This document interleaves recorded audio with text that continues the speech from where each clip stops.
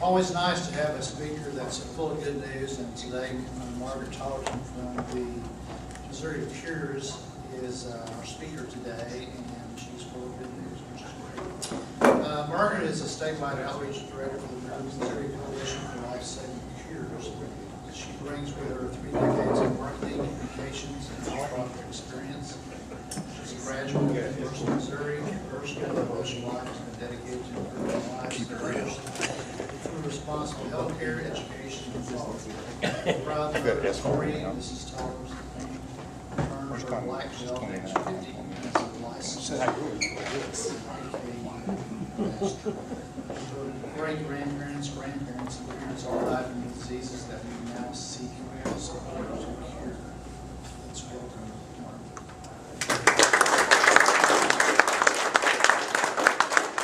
Thank you for having me. Is this on? Can you hear me? Yeah. Oh, good. Because I do like to walk around instead of stay up front. Grant. Like Terry said, my name is Margaret. I work for a nonprofit, a 501c3 nonprofit organization. Sorry. That was originally started back before my time. I love to say that. At 60 years old, before my time. But it was originally started as a political nonprofit, a 501c4, back in 2004, 2005, in support of the stem cell amendment that happened in '06 and was passed. Voters approved the stem cell amendment, and therefore that nonprofit disbanded. And then the very next day, after the election and after the stem cell amendment was passed, opponents started the lawsuits. And so that told the powers that be that we needed to start a different, another nonprofit, but this is totally education, so I don't deal with politics, I'm happy to say. The official title for this 501c3 is Missouri Cures Education Foundation. So that's what I get to do. I travel the state talking with groups such as Rotary and Kiwanis and Lions Clubs and some classes, college classes and things like that, educating about the latest, greatest research breakthroughs that have happened in Missouri especially, and then also the biggies like that happen nationwide or worldwide. So today I brought with me the latest, greatest articles that identify these new breakthroughs. Terry will be sending around a notebook that I welcome you to, or invite you to sign up if you'd like to receive our monthly newsletter. I also put that together. And in each newsletter, I try and highlight the latest research from St. Louis University, MU Bond Life Sciences Center in Columbia, Siteman Cancer Center in St. Louis, Stowers Institute for Medical Research out of Kansas City, Washington University in St. Louis. Occasionally I'll get Kirksville, the A.T. Still University, the School of Osteopathy, and then Truman.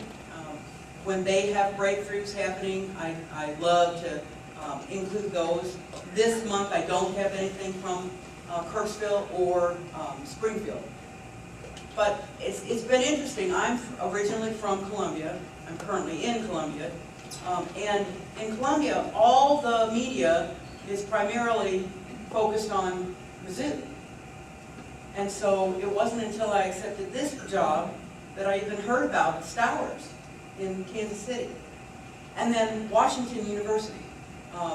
And so it's been a real eye-opener to me personally to find out all the different research that goes on all around the state. Unfortunately, there's a niche. You know, some of you may recall when Walter Cronkite was on the air. And it seems as though when Walter Cronkite left, he took with him all the science reporters and all the medical reporters. I mean, those two types of reporters used to be daily news items.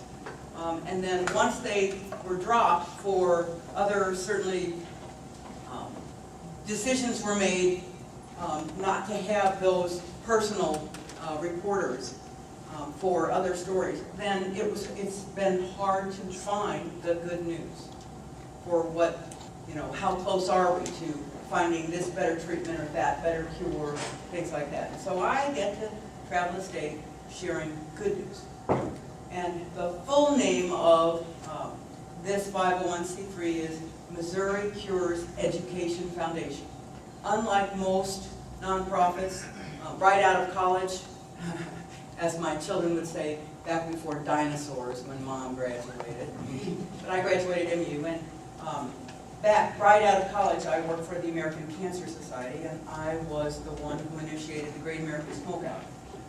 And then had a career of sales and marketing, and then when the economy was going to take a dive, then I thought I'd go back to working steady income with any nonprofit, and so I landed with Missouri Cures, and have really enjoyed not only sharing good news, but also meeting good people. So thank you for having me today. If you have any questions along the way, you're welcome to raise your hand and ask the question immediately. You don't have to wait until the end, because if you're like me, I'd forget the question by the time the end would happen. So if you have any questions. All of these articles I will leave with Terry. I'm just going to read the headline of it, and then if that sparks more conversation, that'd be great. But I also listed all of these, most all of these, in the newsletter, so it will give you a flavor of what I include in the newsletter. The first one is probably the biggest breakthrough that's just about to happen, and it's regarding diabetes. So diabetes stem cell therapy is ready. Let me back up. We all know what stem cells are, that we all walk around with over 220 different stem cells. And we have skin stem cells, heart stem cells, lung stem cells, and so forth. So over 220 different types of stem cells.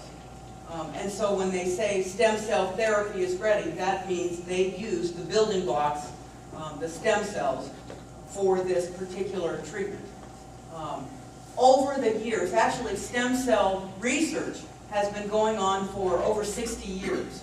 It's just in the most 10 years, the more recent years, that it's become more and more publicized. But the scientists and researchers that I've been fortunate to meet have been doing this for a long time, which is good in that, how long did it take James Salk to come up with the polio vaccine? 30 years. And so when I hear that somebody's been trying to work on a cure for cancer or a cure for diabetes or for X amount of time, I'm thinking, okay, if the standard, if it took Jim Salk 30 years, which changed the course of medicine and worldwide, as Rotarians would know, then I can see how it takes so much time to come up with these new treatments. It also takes time because in America, the doctors and scientists have to, when they have a big breakthrough, they have to apply to the FDA to get permission to do human clinical trials. That's huge. And we're the only country that does that. So over the years, scientists and researchers have found that while they are applying to the FDA to conduct human clinical trials in the United States, they also go abroad and begin their human clinical trials, usually in Europe and then occasionally down in South America. And that seems to let them continue with results and not go under. There was one company, I think its original title was Geron, and I'm not sure if I'm pronouncing that correctly, but they were instrumental in spinal cord injury research. And they came up with a possible solution to better treatment for spinal cord injury. And it took Geron 10 years to educate the FDA, first everything about the spinal cord, and then to get permission to actually run their human clinical trials. And unfortunately, by the time they got the FDA approval, they went bankrupt. And then another company, picked them up so that the trials are actually still valid, but the company actually had to go bankrupt. It took too long. So now, institutions like MU, I know they publicize that they've got a new small business that's just left the nest, so to speak, then they announce that they intend to do their human clinical trials abroad while they are applying for the FDA approval. I find that really interesting. So there's a movement that here in the United States to try and get the FDA to speed up their decision-making processes so that the doctors and scientists can get to bedside, get their treatments to the patient sooner rather than later. So this announcement, and this is from, the name of the company is called ViaCyte, and they propose to, they grow replacement insulin-producing cells from human embryonic stem cells. The company proposes to take what could be a cure for diabetes into people. ViaCyte has asked to begin phase 1 and 2 clinical trials, and so we'll see. So when you see the, if you watch the evening news, I know some people get their news from internet, but there's others of us who still watch the nightly news. If you hear spinal cord and ViaCyte, that certainly is making news. Diabetes and ViaCyte, that's certainly making big news throughout the nation, if not the world. They've really been working on this a long time. Another headline is Stem Cells Halt MS for 2 years. Multiple sclerosis. Huge, huge. I also like to pick out articles that we can do for ourselves. And this one I especially like. Cinnamon could halt the progression of Parkinson's. This one study says, and it's not just any cinnamon. It's actually the type that's called Ceylon. I hope I'm pronouncing that right. Ceylon. And that particular cinnamon is supposed to halt the progression of Parkinson's. Any questions so far? Okay, another article. This is out of Massachusetts. Massachusetts Eye and Ear Clinic. Researchers regrow human corneas, first known tissue grown from a human stem cell. Big deal. That is really a big deal. When I say, when these articles say grow or regrow, it brings to mind National Geographic actually did a video on a particular patient, and I've shared the link with Terry. So if any of you want to watch this video, he's got the link to it. But it's a story about a veteran who comes back from fighting wars for all of us, and is unscathed. And then he comes home, and his family and friends and neighborhood have this wonderful coming home party for him. And at that party, they have a bonfire. And he gets burned, of course accidentally, but he gets burned in the bonfire, like 98% of his body, 88% of his body, just a high percentage of his body is completely burned. And what they were able to do, they found 2 healthy skin stem cells on his back. And they were able to make more of those particular skin stem cells, duplicate those. And in that process of growing more skin stem cells that matched the patient's, his own DNA, so there was no risk of rejection. Then they took these regrown or grown stem cells and fed them into, the closest thing I can come up to it is if you've ever painted a wall with a paint gun, this apparatus looks like that. So instead of feeding the paint gun with paint, they fed this specially made gun with this guy's stem cells, skin stem cells. And then they sprayed him, all of his burns. And the next frame in this video shows the patient looking right in the camera and says that he was cured in 4 days. If you've ever taken care of burn patients, that's huge. Usually, I worked at Boone County Hospital right out of college, right out of high school and through college, and have taken care of a number of burn patients, and it's tough. It's real tough because you can't, while the patient has to stay awake all during treatment. So, because you have to find out what the feeling, the sensation level is, so you can gauge how much healing is occurring, if there is healing occurring. And it takes months at minimum. So for this treatment to work and the skin to work in 4 days is just huge. And real exciting, especially when it comes to treating burn patients and how that can totally revolutionize the industry. So Terry has that link. So here, researchers regrow human corneas. That's also a first. And that certainly promises to change, revolutionize the vision industry. A leap of faith, this was on NBC News. Patients look to lab-grown organs. I mean, sometimes I read these and I think, boy, pinch me, am I really living in a time when... I grew up with the original Star Trek. I mean, how many of you watched it? Okay, Saturday night, 10:30, I was there. Watched it with my dad. Loved it. Especially that tricorder, that, Scotty, or what the doctor's name? McCoy, that's it. Bones. McCoy and Bones. Okay, well, that tricorder would go up the side of the patient and he'd read the diagnosis, and then the other side, and he'd be cured. Okay, I'm still holding out for that.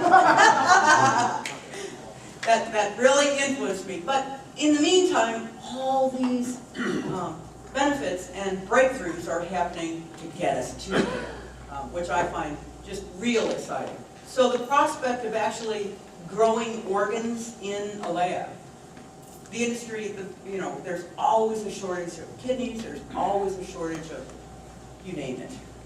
And this way, if it works, there won't be a shortage anymore. I know there's a Special Heart Institute in Texas who a famous cardiologist is trying to grow hearts in a lab. I've met about 3 heart transplant patients, and all of them have had the traditional heart transplant surgery, so they have to deal with rejection every single day of the rest of their lives. So they have to take mucho, lots and lots of medication to try and make sure their body doesn't reject this organ. So the fact that they are actually growing organs in a lab to match the patient's DNA will also be huge. Were you standing up to 5 minutes? Any other questions? Because I don't want to keep you over the time. Yes? Now, when you're saying that these are typically made from the person's stem cells, so these are not being made from embryonic stem cells from like... Not that I'm aware, no. No, they really are patient-centric. That they are, I mean, there's still, nationwide embryonic stem cell research is still legal. The scientists and doctors that I get to meet, like Superman's doctor, Christopher Reeve's doctor. When I met him, which was about 5 years ago, and then the research and the industry moved forward to the point where last year, when he came to be a speaker of ours, I asked John, do you or do any of the docs that you work with still use embryonic stem cells? And he said, no, there's no need anymore. Because skin stem cells, again, research has found that skin stem cells can be backed up in their development and then be redirected into becoming whatever type of stem cell they need it to become, basically. Okay? And so they're able to personalize, which is huge. Yes, sir. How do they get skin stem cells? What do you do to get them to come in a petri dish? Well, I really think it's just as easy as, how they take biopsies from anything else. They just, take just a little spot and put it in a petri dish. I mean, it's just like biology 101. And then they duplicate. Now I couldn't answer how they actually back it up in development to be able to get it to the point before it knew it was a skin stem cell. They get it back and then they just kind of tell it, okay, I need you to be a liver stem cell now, you know, that's over me. Maybe a doctor, and, you know, is there a doctor in the house? But they do it similar like that. It's just remarkable how they can do it. Did I answer that? Yes. Any other questions? You're welcome to come to our website. It's at MissouriCures.org or MissouriCures.net or MissouriCures.com. They'll all get there. And on that website, you'll find, you can research whatever. I think I'm up to like 35 different diseases and conditions that have been helped in regenerative medicine is what the whole industry is calling itself now. And so all the top 35 diseases involved with finding the cure and better treatments are also on, and that'd be under news. But it's got a lot more educational things on the website too, so I would encourage you to visit MissouriCures.org. And if you haven't, you're still welcome to sign up for our monthly newsletter. And I think that's it. If there's no other questions, thank you for having me.